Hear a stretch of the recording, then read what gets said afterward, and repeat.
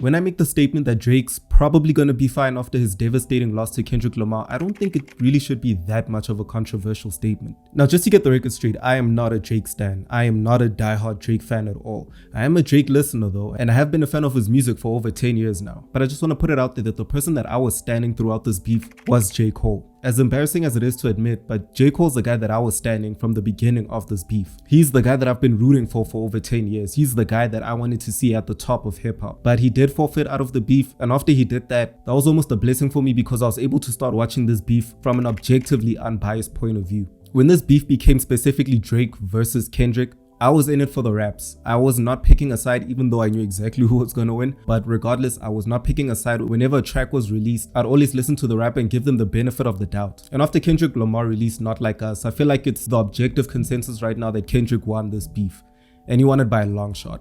And to make matters even worse, Kendrick won on Drake's terms. If you're somebody who's been involved in hip hop for a while, you should know that Kendrick is the type of guy who cares about the respect in hip hop. More than the money, more than the clout, more than the fame, more than anything else, Kendrick just wants to be a respected rapper. Whereas Drake on the other side is somebody who kind of cares about respect, but he cares more about, well, everything I just listed. The money, the fame, the clout, having the biggest song, running the most numbers, and having the biggest anthem is Drake's objective in hip hop. He's the guy that just wants to be famous. And that's why throughout this whole beef, Drake was coming at Kendrick, making fun of him by saying, I have bigger songs than you, I'm more famous than you. SZA got you wiped down, Travis got you wiped down, I got more slaps than the Beatles. That's Drake's objective. That was the angle that he was going with in this beef. And then Kendrick was like, okay, I'm gonna win on your terms then. Clearly you don't care about the fact that I'm the more respected rapper, so I'm gonna show you that I am also the bigger rapper than you. The fact that I don't have songs as big as Hotline Bling or God's Plan isn't because I can't make them. It's because that's just not my objective in hip hop. And then Kendrick showed him by making Not Like Us, which is easily the biggest and most culturally relevant song that's been released in hip hop,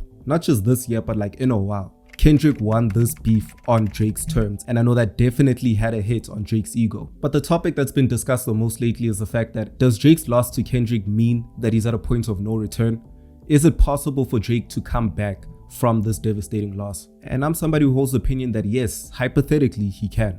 One thing people need to remember is that an artist is only as relevant as their lost piece of art, not their lost controversy. That's the thing people usually forget. We usually neglect how much the internet is not a reflection of the real world. The internet is extremely fickle. The internet is not grounded in a opinion. It shifts back and forth depending on how the people feel. And with that being said, especially if we're speaking within hip hop, no one really cares what you did as long as you keep giving us good music. I mean, if I were to make a list of all the artists that were caught in some type of controversy that were able to bounce back, the list would basically go on forever. I'm talking about people like Kanye West, who had his whole anti-Semitic ramble and the whole black people chose slavery thing. But the second he kept giving us good music, nobody cared anymore. Now, I can't speak on Kanye's brand deals and his net worth because I'm honestly not too educated on things like that.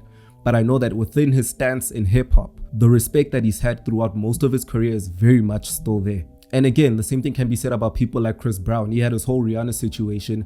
The second he kept giving us good music, literally no one cared. He's doing world tours and his albums are going gold. Justin Bieber had his whole N-word scandal. Then he gave us good music and literally no one cared anymore. So literally the only thing that's stopping Drake from becoming the Drake that we've always known him to be up until this point, the only thing standing between him and that level of success, it's just one summer banger. If Drake were to somehow miraculously create another God's Plan or Hotline Bling, I promise you, literally no one will be talking about Not Like Us for the rest of the year. And this is coming from somebody who loves that song. But if I'm being objectively honest, if Drake just gives us a good song or a really good album, the internet will completely forget about what happened. And he'll go on to continue the career that he's always planned for himself. So if I was Drake, what I would do is that I would lay low, stay off of TikTok, Instagram, and all forms of social media. Let the world kind of forget me, but in a good way where they get a space of me and kind of want me to come back. And in that time, I would get into the studio, I'd make some of the best music I've made in a very long time.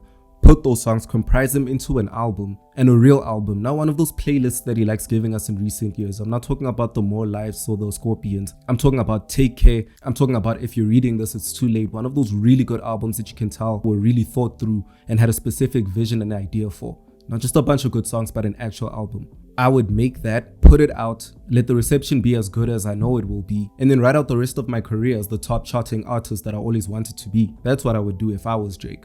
And this is the same thing I've even been saying about Chance the Rapper. Yes, he's a really good artist, and yes, he gave us an undeniably terrible album. His reputation in hip-hop has definitely been hurt by that, but it definitely hasn't been demolished. It takes one really good album, it takes one really good song to completely change the narrative of an artist or even a celebrity in general, because that's just how the internet is. It's fickle. But now we've come to the even bigger question. Can Drake make a song or album that good anymore? Because maybe it's just me and maybe I'm doing a little bit of revisionist history, but I feel like back in the day, it was a lot more common to have a really big Drake song, or at the very least a really big Drake feature on a song. But today, it doesn't really feel that way anymore. Even now as I'm recording this, I'm legit trying to remember the last Hotline Bling or God's Plan that Drake made in recent years that wasn't heavily reliant on features. Drake's strategy nowadays for making an album is usually make a lot of songs, like maybe 20 or 18, put a lot of features on those songs. A lot of the songs on the album are different genres, so the album doesn't really feel like an album anymore. It feels like a playlist, like I said before. You have Afrobeat, you have house, you have rap, you have pop, and then he puts out that album in the hopes that at least one of those songs will stick. And for the most part, that's kind of worked for his benefit, because in the last couple years, Drake has had at least one song per year that was like big. I'm not talking about God's Plan or Hotline Bling, but like it was a pretty decent success. Decent by Drake terms. But even on those big songs, a lot of the times the features kind of did most of the carrying than Drake. The most memorable parts of the song are usually the feature, and then Drake's just there and does a good job for keeping the rest of the song entertaining, but the show of the song is usually the feature. I'm talking about songs like Life's Good, where I'm pretty sure when somebody thinks of Life's Good, Feature's the first person they think of, before remembering that, oh, that's a Drake song. Songs like Knife Talk, where 21 Savage again is the star of the show, then people remember, oh yeah, it's a Drake song. When was the last time we had a headlines? A song where it's just Drake, he's the main focus, he's doing it completely on his own, it's a really good song, and it blew up. I feel like it's been quite a while, unless you're counting like Tootsie Slide or something. Even a song like Laugh Now, Cry Later. Yes, Drake did really well on that song, but I remember a lot of the discourse being around the fact that hip-hop was just happy to see Lil Durk finally getting the mainstream success that people felt like he deserved for a very long time. That was the thing people were kind of talking about the most. And I keep bringing up the fact that Drake needs to be able to make the song without features because he cannot rely on features this time. It feels like half of the hip-hop industry doesn't like Drake anymore, and even the other half of the hip-hop industry that doesn't have beef with him per se wouldn't really want to associate themselves with him on account of the fact that Drake is kind of the clown of hip-hop for now at least. That already gives Drake a pretty small pool of artists to pick from. And I know the fact that yes, even though that pool is now smaller, that still means a lot of artists still want to associate themselves with Drake. There's a lot of especially younger artists that would love to make a song with Drake. But if Drake's trying to redeem himself from this Not Like Us defeat, he has to be able to do this alone. He cannot afford to be supporting cast on his own song again. That's not going to work this time. And just to put it as a side note, I don't really think the culture vulture thing people are going to care about too much, even if he makes this big song. Whether he chooses to go with the Atlanta sound or he goes for the Canadian sound that he sometimes raps in, or even if he makes a UK drill song, I really don't think people are going to care about whether he's doubling down on being a culture vulture or he's going to try to do his own authentic thing. Again, I feel like as long as the song is good, pretty much no one's going to care. So in conclusion, I'm basically going to let you decide. Do you think that Drake is able to redeem himself from this loss to Kendrick? Do you think that there's a possibility that Drake could make a song or an album so good that it completely wipes people of all memories regarding this beef, like he did with Pusha T essentially? And hypothetically, if you do think it's possible, do you think it would take a really big Hotline Bling level song or just a really good album? Let me know in the comment section down below. Don't forget to subscribe, and if you enjoyed this video, please leave a like. Every single like and every single sub counts. And thanks for watching.